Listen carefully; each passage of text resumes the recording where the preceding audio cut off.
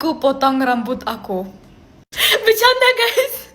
Ini asli rambut aku. Selama ini kalian tertipu. Saya tidak pernah punya rambut panjang. Jadi selama 1 tahun aku pakai extensions, nggak pernah pakai rambut asli aku. Dan sekarang setelah 1 tahun aku memutuskan untuk 1 hari nggak pakai extensions dan ini hasilnya.